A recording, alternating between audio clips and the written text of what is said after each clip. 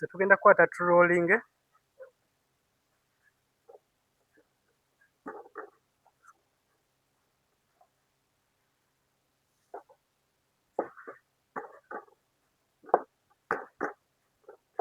Tugenda kukwata turolinge chapati zaffe. Tuna dinner plate. So we are doing a vegetable chapati. Naye nga tugenda kukwata tuggyemu ne Rolex. If you are not sure about the shape, make sure that you do the shape from here.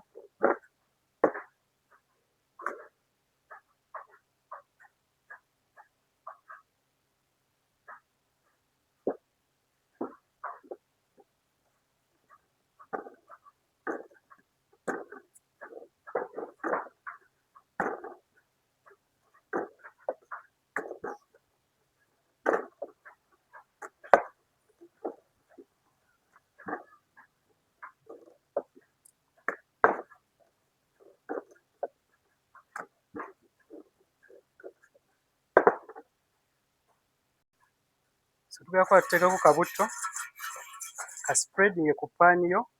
Olina okufuuka that paani eyokya bulungi.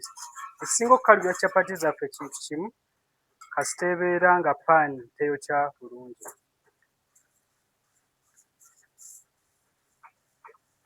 So ogenda kukwata okola shape yo.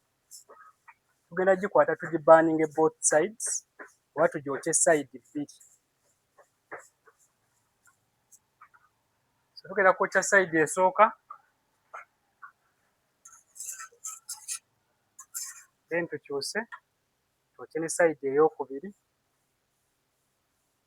Then side ey'okubiri gy'okyusizza n'otunuza wansi ye side gy'olina okussaako butto. That means ngenda kukwata ngitunuze waggulu, ngizze waggulu. So eno gye nzizizza waggulu engenda okukwata nteeke butto. Apply enough oil. Chapati giwe kabutto akali enough.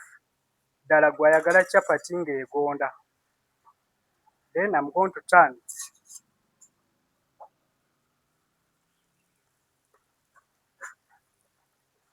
Gira ng'oloolinga awo. Bateekeko gaasi w'omunda. Muteeke ku gaasi w'omunda wali. Muteekeko butto mwe tugenda oddiipingira.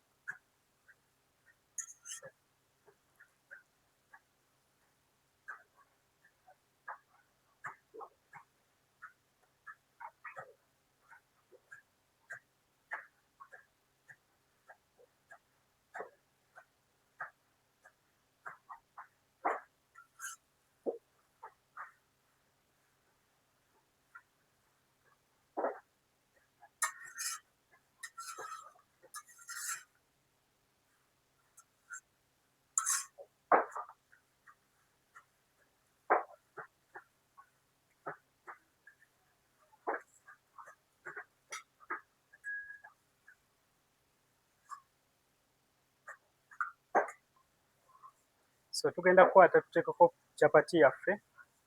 We form it round. After forming it round, tugenda gikyusa side endala.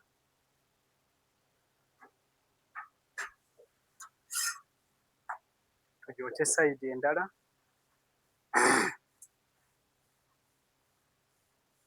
Chapati olina ogisiikira ku muliro nga mungi. Chapati eno buli lwerwako ng'ekaluba. Tubulaba abantu abamu mulwana nga mwagala chapati emyuke bulungi. One, oba ogireseeko nnyo ku paani.